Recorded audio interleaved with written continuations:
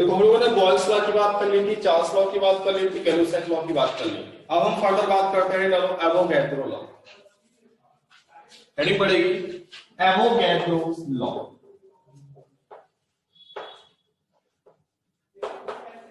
Avogadro का नियम, Avogadro's law,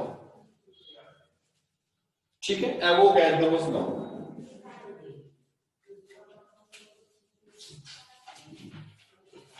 देखो एवोगैड्रो ने क्या बोला कि कोई भी गैस हो, किसी भी गैस, एक मॉलिक्यूल गैस या एक मोल गैस का जो वॉल्यूम होता है वो सेम होता है। किसी भी गैस के 1 मोल का जो वॉल्यूम होता है वो सेम होता है। क्यों होता है सेम? देखो जरा, आपको फॉर्मूला पता है कि मोल इज इक्वल टू होता है volume of gas upon 22.4 in litre, ठीक है। या गैस कोई भी हो, अगर उसका 1 मोल है तो गैस का वॉल्यूम क्या होगा? हमेशा 22.4 ही आएगा। गैस कोई भी हो, हाइड्रोजन हो, ऑक्सीजन हो, नाइट्रोजन हो, CO2 हो, कार्बन डाइऑक्साइड हो, कोई भी हो, अगर 1 मोल है तो ऑलवेज वॉल्यूम कितना आएगा? 22.4 लीटर आएगा। कितना आएगा? 22.4 लीटर। मतलब जो गैस का वॉल्यूम है किस पे डिपेंड कर रहा है? मोल्स पे डिपेंड कर रहा है। जिसका मतलब जो गैस का वॉल्यूम है माय डियर, वो क्या है? उसके गैस के मोल्स के क्या है? डायरेक्टली प्रोपोर्शनल है। यार आपको पता है कि 1 मोल में कितने मॉलिक्यूल होते हैं? 6.023 10 की पावर 23 मॉलिक्यूल होते हैं। तो अगर 1 मोल में वॉल्यूम डायरेक्टली है तो क्या हो जाएगा? उसका मॉलिक्यूल भी डायरेक्टली हो जाएगा, ठीक है ना। कहने का मतलब है सकते हो कि जो किसी भी गैस का जो वॉल्यूम होता है माय डियर, वो उस गैस के मोल्स के क्या होता है? डायरेक्टली प्रोपोर्शनल होता है। किसी भी गैस का जो वॉल्यूम है उसके मोल्स के क्या होता है? डायरेक्टली प्रोपोर्शनल होता है। क्वेश्चन नंबर फर्स्ट, ठीक है। अगर आपके पास 2 गैसेस हैं, अगर आपके पास 2 गैसें हैं, एक का वॉल्यूम V1 मोल N1 है, दूसरे का वॉल्यूम V2 और मोल क्या है? N2 है, तो आप सिंपल वर्ड्स में कह सकते हो कि सर V1 अपॉन V2 बराबर फॉर्मूला क्या हो जाएगा? N1 upon N2। V1 upon V2 is equal to N1 upon N2 हो जाएगा। एग्जांपल देके आपको समझाता हूं, बेहतरीन तरीके से आपको समझ में आएगा। देखो जरा, जैसे मान लिया कि आपके पास आपको दिया है कि 1 मोल O2 है, तो एक बात बताओ यार, 1 मोल ऑक्सीजन का वॉल्यूम कितना आएगा? 1 इज इंटू 22.4 कितना आएगा? 22.4 लीटर ही आएगा, ठीक है। अगर मैं आपसे कहूं कि सर 1 मोल मैंने N2 ले ली, अब बेटा कितना आएगा वॉल्यूम? सर अभी भी कितना ही आएगा? 22.4 लीटर आएगा। सर बिल्कुल सही बात है। कोई भी गैस हो, अगर उसका वॉल्यूम इक्वल है तो वॉल्यूम, सॉरी, उसका अगर मोल सेम है तो वॉल्यूम भी क्या होगा? सेम रहेगा, ठीक है। लेकिन अगर मोल चेंज हो गए तो वॉल्यूम भी क्या हो जाएगा? चेंज हो जाएगा। Note down, write down, equal volume of all gases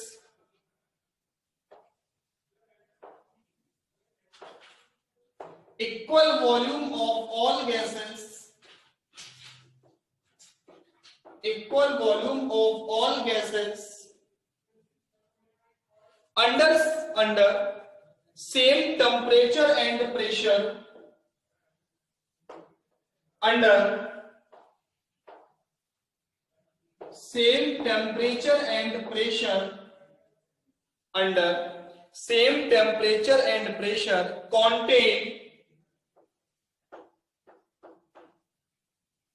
contain equal number of molecule, contain equal number of molecule। Note down करो बेटा। अब आगे हेडिंग बढ़ेगी आइडियल गैस इक्वेशन। नेक्स्ट है ideal gas equation.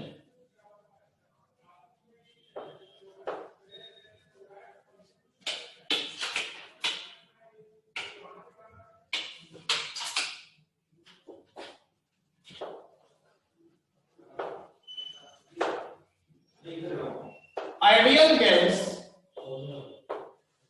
Equation ideal gas equation, देखो जरा, या इसको बोलते हैं कंबाइंड गैस लॉ, या इसको हम बात करते हैं, इसको बोलते हैं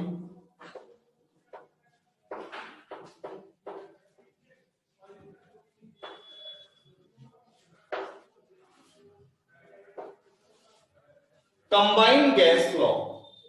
देखो आपको मैं सबसे पहले बताऊं, मान लिया हमारे पास एक सिस्टम है, स्टेट 1 पे है, मान लिया हमारे पास कोई सिस्टम है, वो अपनी फर्स्ट स्टेट पे है। इस स्टेट पर इसका जो वॉल्यूम है P1 है, सॉरी प्रेशर, वॉल्यूम V1 है और टेम्परेचर क्या है T1 है। क्या है?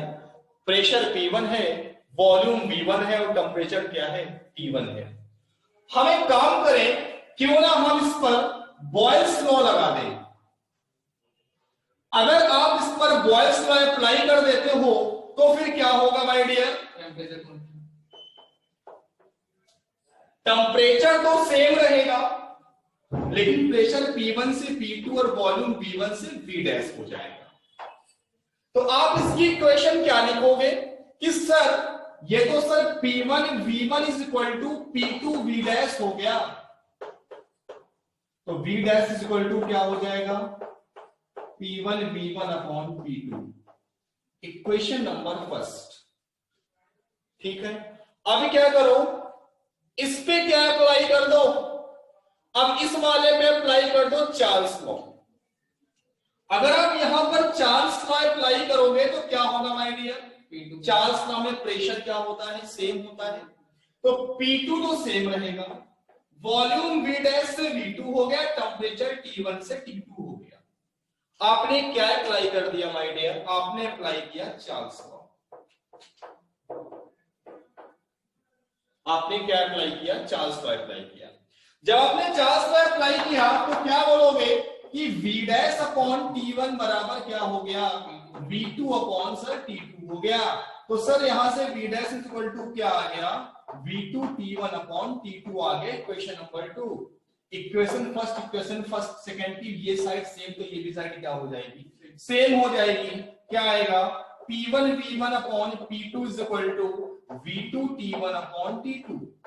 एक काम करो, T1 नीचे ले जाओ, इस P2 को ऊपर ले जाओ, क्या बोलोगे sir? P1 V1 upon T1 बराबर P2 V2 अपॉन T2। ये तब जब आपने दो स्टेट ली है। अगर एक ही स्टेट होती तो क्या बोलते? PV upon T is equal to क्या लिख देते इसको? Constant. PV upon T is equal to क्या बोल देते? कांस्टेंट। तभी तो हमने P1 अपॉन T1 और P2 V2 अपॉन T2 लिया है। इस कांस्टेंट से क्या आएगा? एक नया कांस्टेंट आएगा, उसको बोलेंगे हम लोग, यहां लिख रहा हूं PV is equal to RT। R क्या होता है? ये हमारा यूनिवर्सल गैस कांस्टेंट होता है। ये किस किस पे डिपेंड करता है? ये प्रेशर पे डिपेंड करता है, वॉल्यूम पे डिपेंड करता है और टेम्परेचर पे डिपेंड करता है और मोल्स पे डिपेंड करता है। ठीक है, इस R को क्या बोलते हैं? इस R को बोलते हैं सर यूनिवर्सल गैस कांस्टेंट। क्या बोलते हो इसको? यूनिवर्सल गैस कांस्टेंट बोलते हैं। ठीक है, अगर देखो 1 मोल के लिए PV बराबर RT, तो N मोल के लिए PV is equal to NRT। ठीक है, for N mole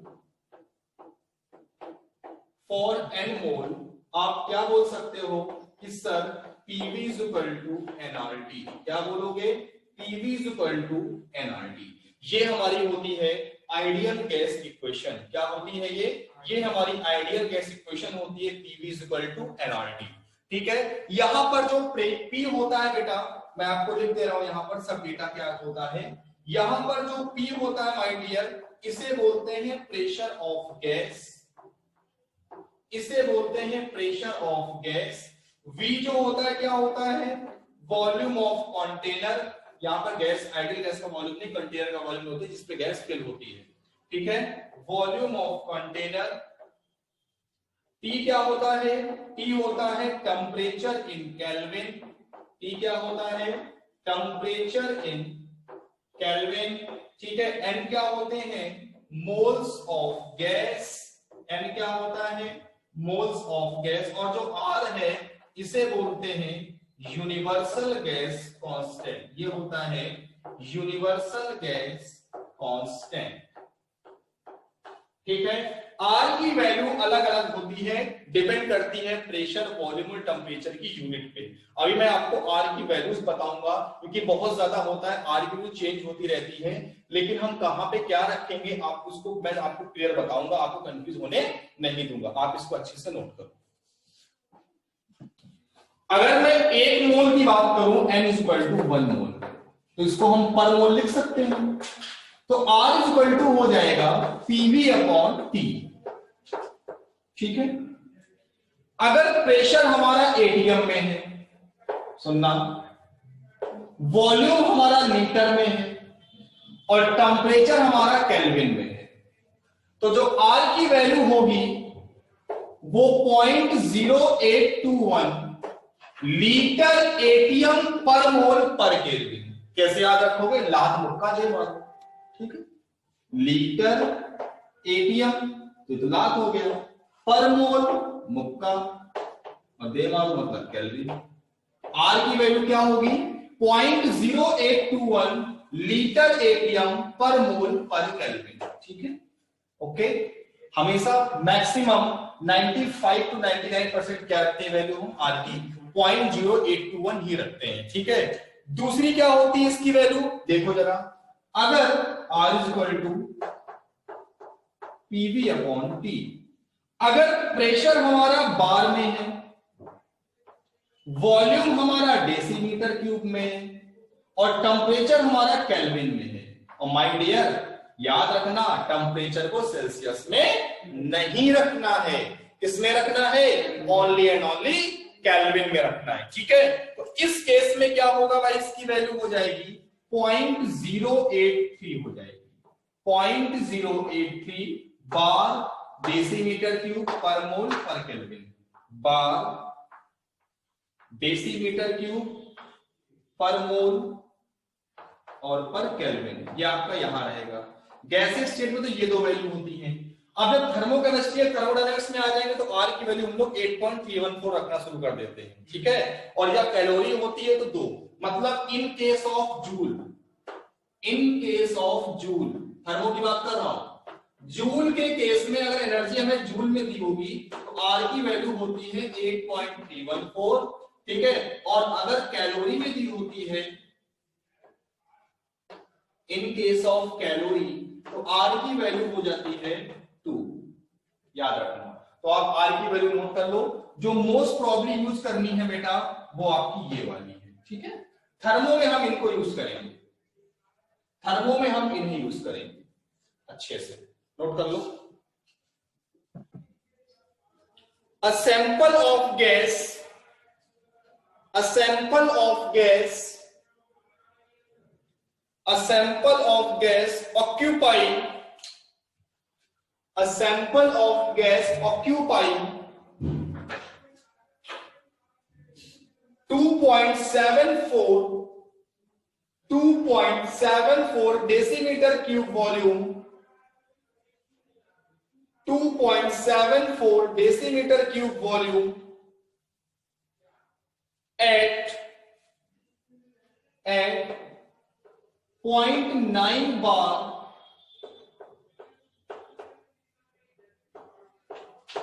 at 0.9 bar and 27 degree Celsius temperature.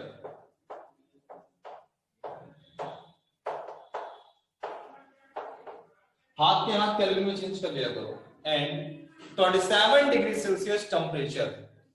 आगे लिखो, what will be the volume,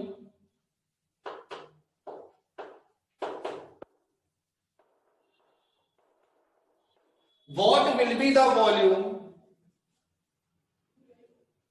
at 0.75 bar pressure and 15 degree Celsius temperature, and 15 degree Celsius temperature। देखो बेटा, आपको P1 V1 T1 P2 V2 T2 form लगा दो, P1 V1 upon T1 बराबर P2 V2 upon T2। Apply formula, P1 V1 upon T1 is equal to P2V2/T2। यहां से P1 आपको 0.9 है, V1 आपका 2.74 है, T1 आपका 300 है, इज इक्वल टू P2 आपको 0.75 दिया है, V2 आपसे पूछा है और T2 आपका 288 केल्विन है। जब क्रॉस मल्टीप्लाई करा के आप यहां से आंसर निकालोगे तो जो V2 की वैल्यू आएगी बेटा वो आएगी 3.16 डेसीमीटर क्यूब। यूनिट सेम रहेगी, ध्यान रखना, और हमेशा यूनिट सेम रखना। जो P1 की होगी वही P2 की यूनिट होगी, जो V1 की वही V2 की, जो T1 की वही T2 की यूनिट होगी। ठीक है ना, जल्दी से बेटा इसको नोट कर लो। Which of the following curve does not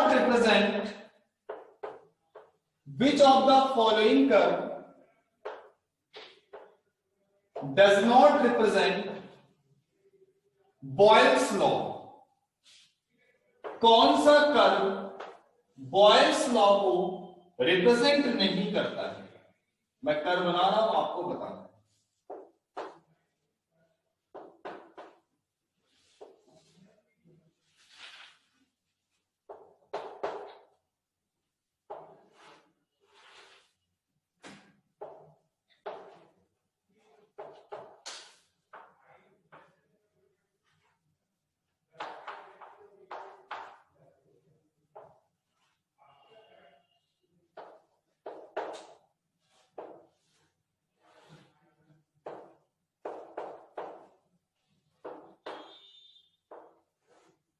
आपको बताना है इन चारों में कौन सा कर्व बॉयल्स लॉ को रिप्रेजेंट नहीं करता। आंसर होगा सी। भाई कभी भी ग्राफ का क्वेश्चन आता है तो आप बना के देख लो जिसकी भी ग्राफ है। आपको पता है इक्वेशन क्या होती है, P is equal to K into 1/V। Log P versus log 1/V के बीच ग्राफ है, तो काम करो लॉग ले लो। Log P is equal to log K plus log 1/V। तो ये y एक्सिस पे रखोगे, इसे x एक्सिस पे 1 से मल्टीप्लाई करो, स्लोप कितना होगा 1, और m is equal to tan theta होता है, tan थीटा बराबर 1, थीटा 45 आएगा ना कि 135 आएगा। तो आंसर क्या हो जाएगा, ये वाला बॉयल्स लॉ को रिप्रेजेंट नहीं करेगा। ये तीनों बाकी सही हो जाएंगे। ठीक है, नोट कर लो। क्वेश्चन है, consider the composite system, consider the composite system, consider the composite system which is held at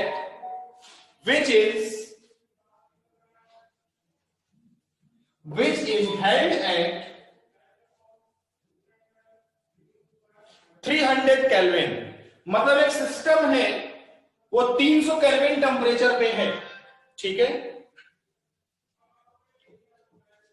assuming ideal gas behavior, assuming ideal gas behavior, assuming ideal gas behavior, calculate the total pressure, calculate the total pressure, calculate the total pressure if the barrier, barrier मतलब ये जो लगे barrier है, जो gas को separate किए हुए ये barrier. Calculate the total pressure if the barrier are removed, barriers are removed. देखो 3 कंपार्टमेंट हैं, एक में हीलियम है, दूसरे में नियॉन है, तीसरे में आर्गन गैस है। इसका जो वॉल्यूम 2 लीटर, इसका 4 लीटर, इसका 1 लीटर है। ठीक है, और इसका जो इस वाले का प्रेशर है 1.50 एटीएम प्रेशर। ठीक है, इस वाले का जो प्रेशर है इस वाले कंपार्टमेंट में इस गैस का 2.50 एटीएम प्रेशर है बेटा, और इस वाले का जो प्रेशर है वो आपका कितना है 1 एटीएम प्रेशर है। अब आपसे कह रहा है कि अगर हम इन वाले को कंपार्टमेंट को ओपन कर दें, पूरे को एक कर दें, तब हमारा टोटल प्रेशर क्या हो जाएगा, इसकी बात कर रहा। अगर आप निकालो जल्दी से कैलकुलेट करो, अगर आप ये दोनों कंपार्टमेंट ओपन कर दोगे तो देखो इनके, इसका मोल मान लो N1 है, इसका मोल N2 है, इसका मोल N3 है। हमें प्रेशर पता है, वॉल्यूम पता है, टेम्परेचर पता है, मोल नहीं पता। एक काम करो, इसका मोल्स कितने आएंगे, N1 की वैल्यू क्या होगी, PV अपॉन RT, है ना, P1 V1 अपॉन RT1 क्या आएगा 1.5 इंटू V कितना है 2 लीटर, ठीक है, अपॉन कितना हो जाएगा R इंटू T, T रहती है सेम होने दो, N1 ये आ गया, यहां से N2 कितना आएगा, N2 इक्वल टू हो जाएगा 2.50 इंटू 4 अपॉन RT, ये कितना आ जाएगा 3 अपॉन RT आ जाएगा, ठीक है, और ये कितना आएगा इंटू 10 अपॉन RT आ जाएगा, और भैया ये N3 कितना आ जाएगा, N3 इक्वल टू हो जाएगा 1 अपॉन RT, ठीक है। अब अगर आप कंपार्टमेंट रिमूव कर देते हो तो क्या हो जाएगा, अब देखो आफ्टर रिमूविंग द बैरियर्स, अब क्या हो, बैरियर रिमूव कर दो, जब बैरियर रिमूव कर दोगे तो अब प्रेशर क्या हो जाएगा P टोटल, वॉल्यूम क्या हो जाएगा V टोटल कितना हो जाएगा 4 तो 6 7 लीटर, और मोल्स क्या हो जाएंगे टोटल मोल, टोटल मतलब इन तीनों के मोल क्या हो जाएंगे ऐड हो जाएंगे, N total is equal to N1 plus N2 और प्लस क्या हो जाएगा N3 हो जाएगा। अब फॉर्मूला अप्लाई कर दो, क्या अप्लाई करोगे, P total V total is equal to N total into RT, N total कितना आएगा N1 plus N2 plus N3 क्या आएगा 3 10 3 13 14 14 अपॉन RT आ जाएगा। P टोटल पता करना है, V टोटल कितना आएगा 7 आ जाएगा, N टोटल आएगा 14 upon RT into RT, RT से RT कैंसिल हो गया, 7 से 14 कैंसिल हो गया, माय डियर टोटल प्रेशर आएगा after removing the barriers 2 atm, note कर लो, ये था आपका J advance level question. Write down, two closed vessel A and B, two closed vessel A and B of equal volume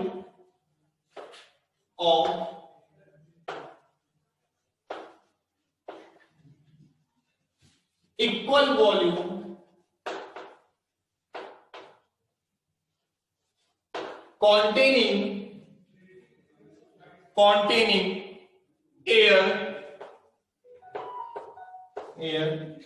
at pressure P1 and temperature T1, are connected to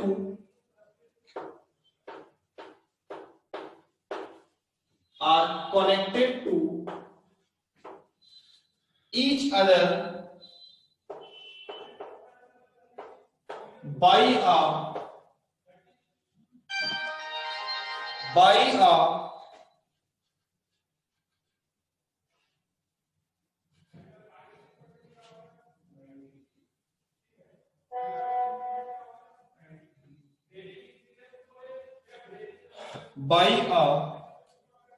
narrow open tube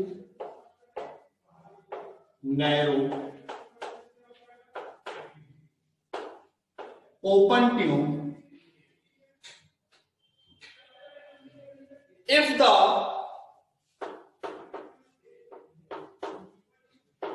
temperature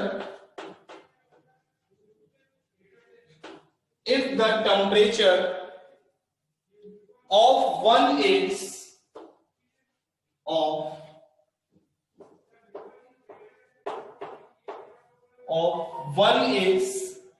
now maintain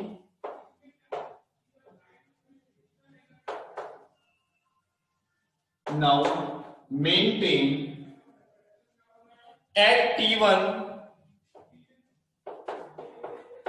and other T2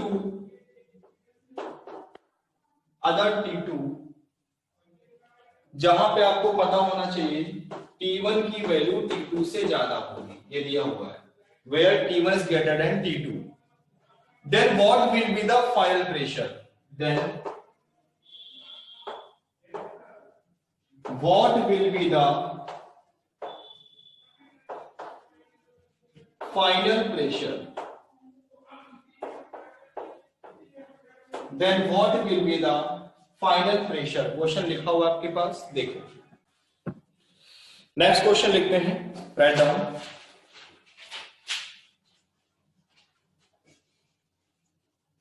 The mass of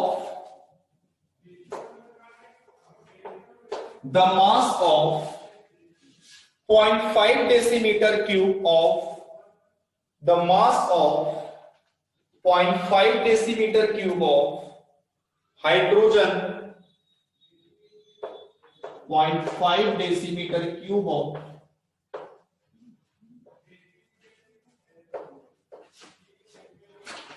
hydrogen at a pressure of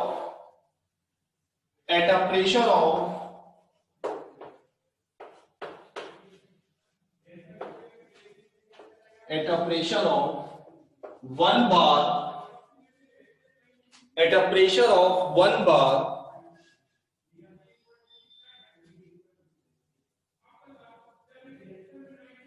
and temperature 300 Kelvin, and temperature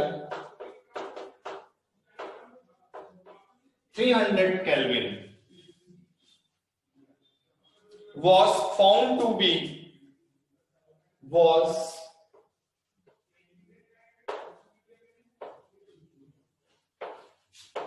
found to be 4 into 10 की power minus 2 ग्राम मास दिया है, 4 into 10 की power minus का 2 ग्राम। Calculate the molar mass of hydrogen gas, calculate the